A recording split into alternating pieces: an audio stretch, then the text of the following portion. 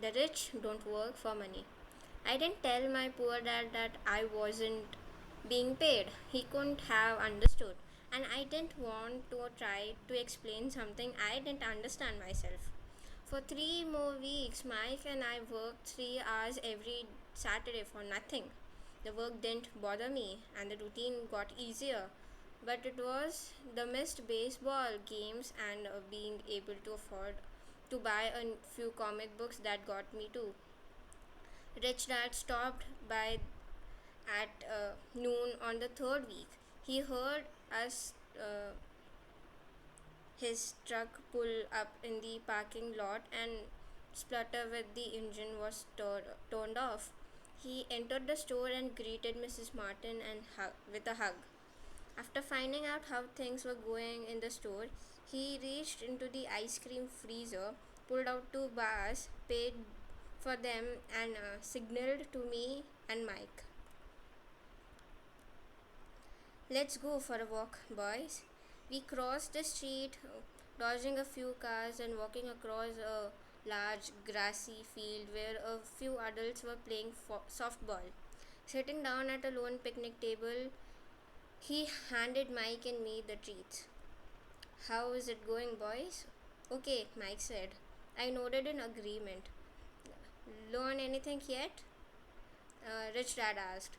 Mike and I looked at each other, shrugged our shoulders, and shook our heads in unison,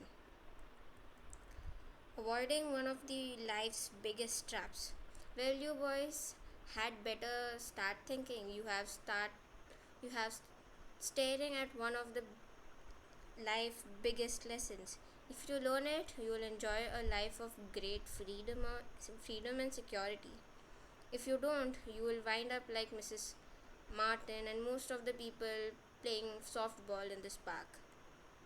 They work very hard for a little money, clinging to the illusion of job security and looking forward to a 3 week vacation each year and maybe a skimpy pension after 45 years of service. If that excites you, I'll give you a raise to 25 cents an hour. But these are good hard-working people. Are you making fun of them? I demanded. A, a smile came over Rich Dad's face. Mrs. Martin is like mother to me. I would never be that cruel. I may sound unkind because I'm doing my best to point something out to of you. I want to expand your point of view so you can see something most people never have the benefit of seeing because their vision is too narrow. Most people never see the trap they are in. Mike and I sat there uncertain of this message. He sounded he sounded cruel, yet we could we could sense he was trying to drive home a point. With a smile, Rich Dad said, "Doesn't that 25 cents an hour sound good? Doesn't it make your heart beat a little faster?" I shook my head. No, but it really did. 25 cents an hour would be a big bucks to me. Okay, I'll pay you $1 an hour, Rich Dad said with a sly grin. Now my heart started to race. My brain was screaming, "Take it, take it." I would not believe what I was hearing. Still, I said nothing. Okay, $2 an hour? My little brain and heart nearly exploded. After all, it was 1956 and I was being paid $2 an hour. Would have made me the richest kid in the world. I couldn't imagine earning that kind of money. I wanted to say yes. I wanted that deal. I could picture a new bicycle, new baseball gloves, and a adoration of my friends when I flashed some cash. On top of that, Jimmy and his rich friends could never call me poor again. But somehow my mouth stayed shut. The ice cream had melted and was running down my hands. Rich Dad was looking at 2 boys staring back at him, eyes wide open and brains empty. He was testing us. and he knew there was a part of our emotion that wanted to take the deal. He understood that every person has a weak and a needy part of their soul that can be brought. And he knew that every individual also has a part of their soul that was resilient and could never be bought. It was only a question of which was stronger. Okay, $5 an hour. Suddenly I was silent. Something has changed. The offer was too big and ridiculous. Not many grown ups in 1956 made more than that, but quickly my temptation disappeared and calm set in. Slowly I turned to my left to look at Mike. He looked back at me. The part of my soul that was weak, needy was silent. The part of me that had no price took over. I knew Mike had gotten to that point too. Good, Rich Dad said softly. Most people have a price, and they have a price because of human emotions named fear and greed. First, the fear of being without money motivates us to work hard, and then once we get that paycheck, greed or desire starts us thinking about all the wonderful things money can buy. The pattern is then set. What pattern? I asked. The pattern of get up, go to work, pay bills, get up, go to work, pay bills. People's lives are forever controlled by two emotions, fear and greed. Offer them more money and they continue the cycle by increasing their spending. This is what I call the rat race. There is another way. Uh, Mike asked. Yes, said the rich dad slowly, but only a few people find it. And what is that way? Mike asked. Uh, that's what I hope you boys will learn as you work and study with me. That's why I took away all the forms of pay. Any hints? Mike asked. We are kind of tired of working hard, especially for nothing.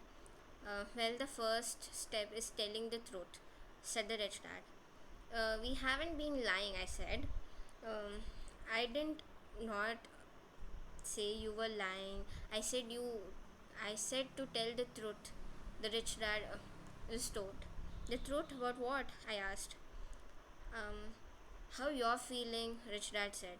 You don't have to say it to anyone else. Just admit to yourself. You mean the people in this park, the people who work for you, Mrs. Martin, they don't do that? I asked. I doubt it, said the rich dad. Instead, they feel the fear of not having money. They're not they're not comforted logically. They react emotionally instead of using their heads. Rich dad said. Then they get a few bucks in their hands, and again the emotions of joy, desire, and greed take over, and again they react instead of thinking. So their emotions control their brain, Mike said. That's correct, said the rich dad. Instead of admitting the truth about how they feel, they react to their feelings and fail to think.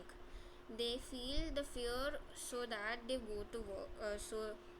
They go to work, hoping that money will smooth their fear. So, but it doesn't. It continues to haunt them, and they return to work, hoping again that money will calm their fears, and again it doesn't. Fear keeps them in this trap of earning money, earning money, hoping the fear will go away. But every day they get up, and that old fear wakes up with them.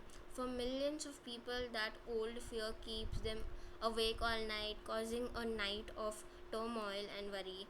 So they get up, go to work, hoping that a paycheck will kill that fear growing at their soul. Money is running their lives, and they refuse to tell the truth about that. Money is in control of their emotions and their souls. Rich Dad sat quietly, letting his work sink in. Mike and I heard what he said but didn't understand fully what he was talking about. I just knew that I often wondered why grown ups worried off hurried off to work. It did not seem like much fun and they never looked that happy, but sometimes kept them going. But something kept them going. Realizing that we had absorbed as much as possible of what he was talking about, Rich Dad said, I want you boys to avoid that trap. That is really what I want to teach you. Not just to be rich, but because being rich does not solve the problem. It doesn't? I asked, surprised. No, it doesn't. Let me explain the other emotion desire. Some call it greed, but I prefer desire. It's perfectly normal to desire something better, prettier, more fun, more or exciting. So people also work for money because of desire. They desire money for the joy they think it can buy. But the joy that money brings is often short lived, and they soon need more money for more joy, more pleasure, more comfort, and more security. So they keep working, thinking money will soothe their souls that are troubled by fear and desire. But money can't do that. Even rich people even rich people do this? Mike asked. Rich people included, said the rich dad. In fact, the reason many rich people are rich isn't because of desire but because of fear. They believe that money can eliminate the fear of being poor, so they amass tons of it, only to find the fear gets worse. Now they fear losing the money. I have friends who keep working even though they have plenty. I know people who have millions who are more afraid now than they were when they were poor. They are terrified of losing it all. The fear that drove them to get rich got worse. That weak and needy part of their soul is actually screaming louder.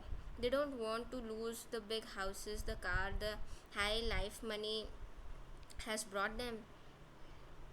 The worry about what friends would say if they lose all that money. Many are emotionally desperate in your tech, although they look rich and have more money. So, is a poor man happier? I asked. No, I don't think so, he replied. The avoidance of money is just is a psychotic as being attached to money. As if on cue, the town dialect went past our table, stopping by the large rubbish can and rumbling around it. The three of us watched him with a great interest, when before he probably could have just ignored him. The rich dad pulled a dollar out of his wallet, gestured to the old man. Seeing the money, the dilated came over immediately, took the bill, thanked the rich dad profusely, and hurried off, ecstatic with his good fortune. He's not much different from most of my employees, said Rich Dad. I have met so many people who say, oh, I am not interested in money. Yet they'll work at a job for 8 hours a day. That's a denial of truth. If they weren't interested in money, then why are they working? The kind of thinking is probably more uh, psychotic than a person who hoards money. As I sat there listening to my rich dad, my mind flashed back to the countless times my own dad said, I'm not interested in money. He said those words often. He also covered himself by always saying, I work because I love my job. So, what do we do? I asked. Not work for money until all traces of fear and greed are gone. No, that would be a waste of time, said the rich dad. Emotions are what make us human. The word emotion stands for energy in motion. Be truthful about your emotion and use your mind and emotions in favor, not against yourself. Oh, said Mike, don't worry about what I said. It will make more sense in years to come. Just be an observer, not a reactor to your emotions. Most people do not know that it's their emotions that are doing the thinking. Your emotions are your emotions. but you have got to learn to do your own thinking. Can you give me an example? I asked. Sure, replied Rich Dad. When a person says, I need to find a job, it's most likely an emotion doing the thinking.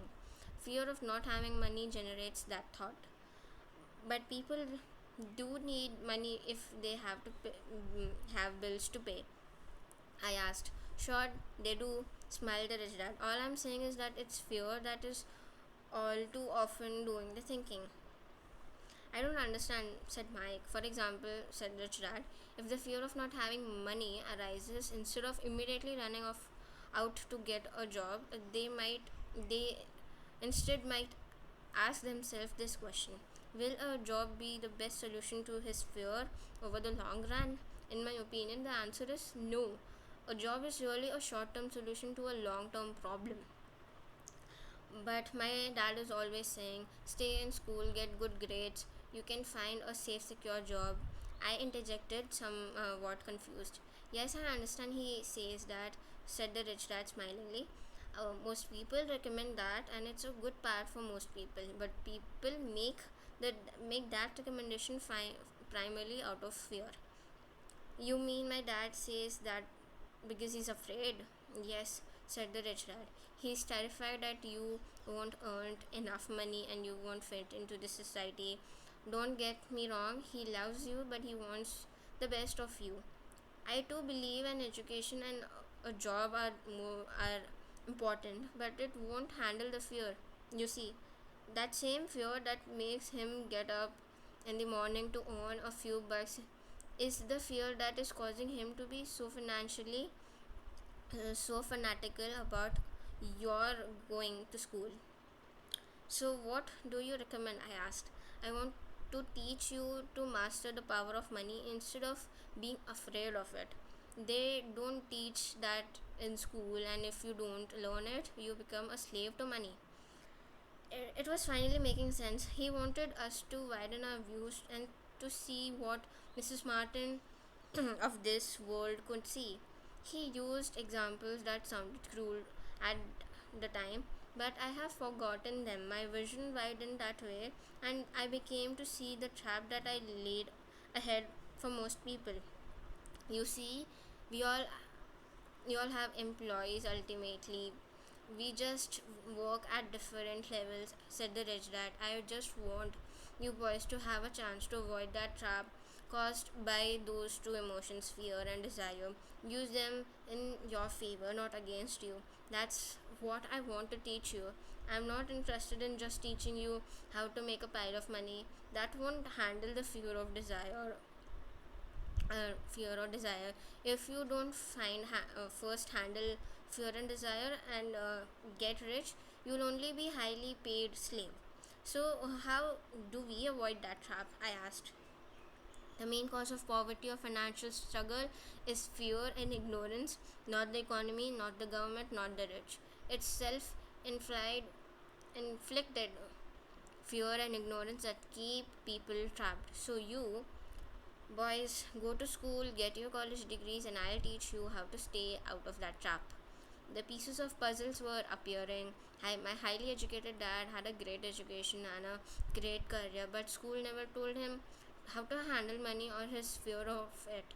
It became clear that I could learn different and important things from the two fathers. So you have been talking about the fear of not having money. How does the desire for the money affect our thinking? Mike said. You did. How did you feel when I tempted you with a pay raise? Did you not notice your desire raising? We nodded our heads. Mm, by not giving it to your emotions, you will be able to delay your emotions and thinking. That is important. We will always have emotions of fear and greed. From here on in, it's imperative for you to use those emotions to your advantage, and for the long term, to not let your emotions control your thinking. Most people use fear and greed against themselves. That's the start of ignorance.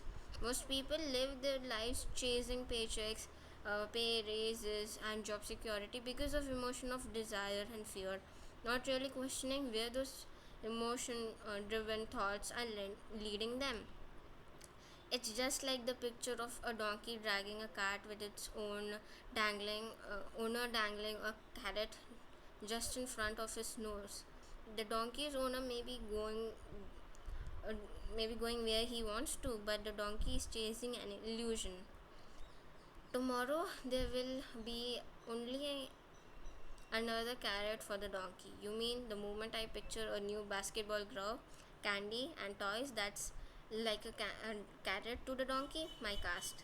Yes, and you, as you get older, your toys will get more expensive. A new car, a boat, a big house to impress your friends, said the rich dad with a smile. Fear pushes you out the door and desire calls to you. That's the trap.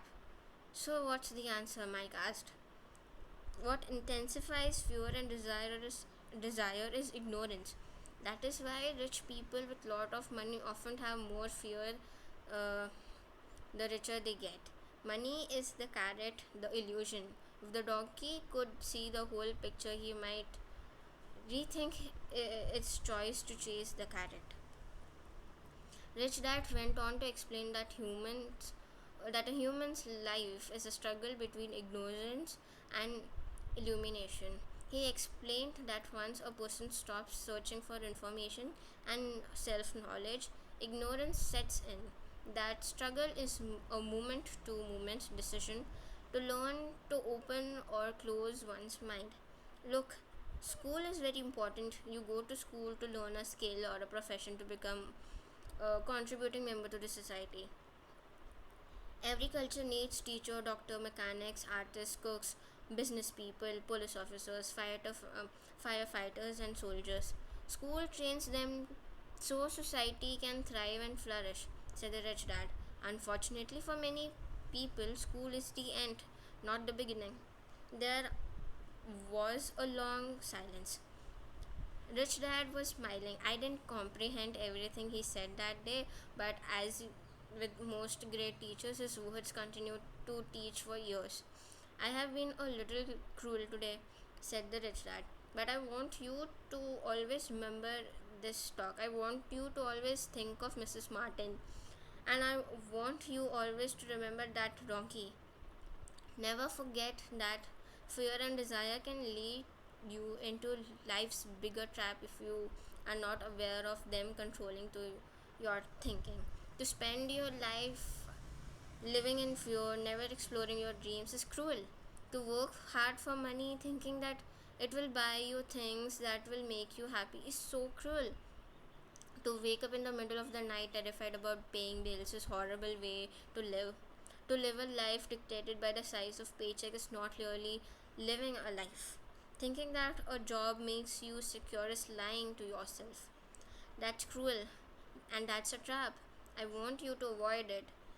I have seen how money runs people's life. Don't let that happen to you.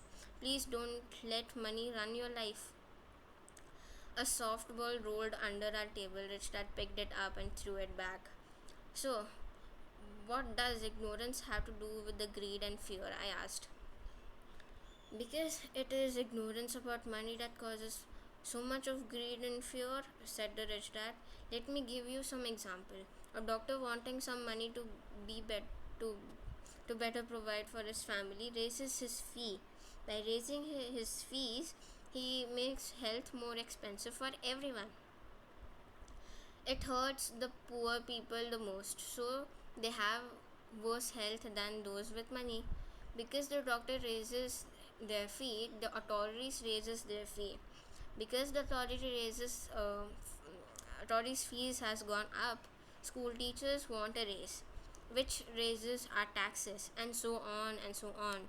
Soon there will be such a horrifying gap between the rich and the poor that chaos will break out and another great civilization will collapse. History proves that great civilizations collapse when the gap between the haves and the have nots is too great. Sadly, America is one of the same course.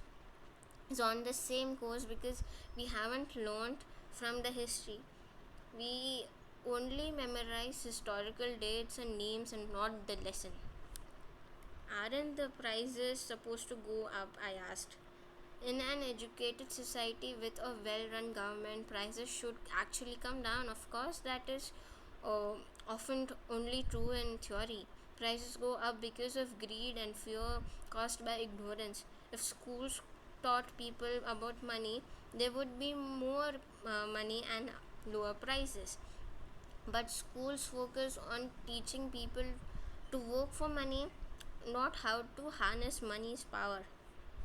But don't we have business schools? Mike asked. And haven't you encouraged me to go for my MBA? Yes, Rich Dad said, but all too often business schools train employees to become sophisticated bean counters. Heaven forbid a bean counter takes over a business. All they do is to look at numbers, fire people, kill the business. I know this because I hire bean counters. All they think about is cutting cost and raising prices, which cause more problem. Bean counting is important. I wish more people knew it, but it is too is not the whole picture.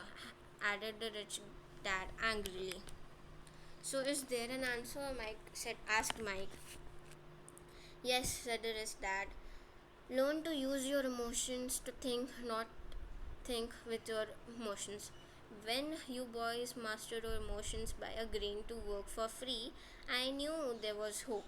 When you again resisted your emotions when I tempted you with more money, you were again learning to think in spite of being emotionally charged. That's the first step. Why is that step so important? I asked. Well, that's up to you to find out. If you want to learn, I will take you boys into the barrier patch, a place almost everyone else avoids. If you go with me, let you I'll let go of the idea of working for money and instead learn to have money work for you. And what will we get if we go with you? What if we agree to learn from you? What will we get? I asked. The same things Rabbit got, said the rich dad, referring to the classic children's story. Is there a barrier patch? I asked. Yes, said the rich dad. The barrier patch is of fear and greed, comforting fear, weakness, and neediness of by choosing our own thoughts is the way out. Choosing our thoughts, Mike asked, puzzled. Yes, choosing what we think rather than reacting to our emotions. Instead of just getting up, going to work because not having the money to pay for bills is scaring you, ask yourself, is working harder at this the best solution to this problem? Most people are too afraid to rationally think things through and instead run out the door to a job they hate. The tar baby is in control. That's what I mean by choosing your thoughts. And how do we do that? Mike asked. That's what I will teach you. I'll teach you to have a choice of your thoughts rather than a knee jerk reaction like gulping down your own morning coffee and running out of the door.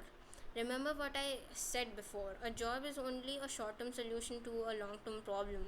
Most people have one problem in mind and it's short term. It's the bill at the end of the month, the tire baby. Money controls their life, or should I say the fear and the ignorance about money controls it. So they do as their parents did. They get up every day, go work for money, not taking the time to ask the question, is there another way? the their emotions now control their thinking, not their heads. Can you tell the difference between emotions thinking and the head thinking? My cast.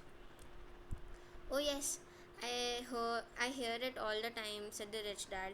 I hear things like, well, everyone has to work, or the rich are crooks, or I'll get another job. I deserve this raise. You can push me around, or I like this job because it's secure. No one asks, is there something I am missing here, which would break through the emotion, thought, and give you time to think clearly. As we headed back to the store, the rich dad explained that the rich really did make money. They did not work for it. We went on to explain that He went on to explain that when Mike and I were casting 5 cents pieces of the lid, thinking we were making money, we weren't. We were very close to thinking the way the rich think. The problem was that creating money is legal for the government and the banks to do, but illegal for us to do.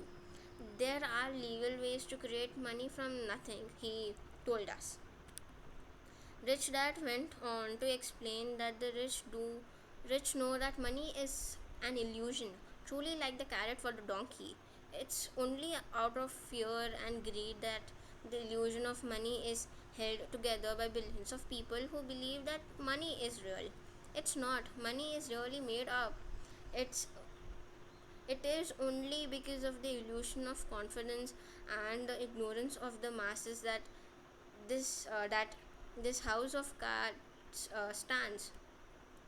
He talked about the gold standards that America was on, and that each dollar bill was actually a silver certificate. What concerned him was the rumor that we would someday go off to gold standard, and the dollar would no longer be backed by something tangible. If that happens, boys, all hell will break loose. The poor, the middle class, and the ignorant will have their life ruined simply because they will continue to believe that money is real and that the company they work for or the government will look after them. We really did not understand what he was saying that day, but over the years it made more and more sense.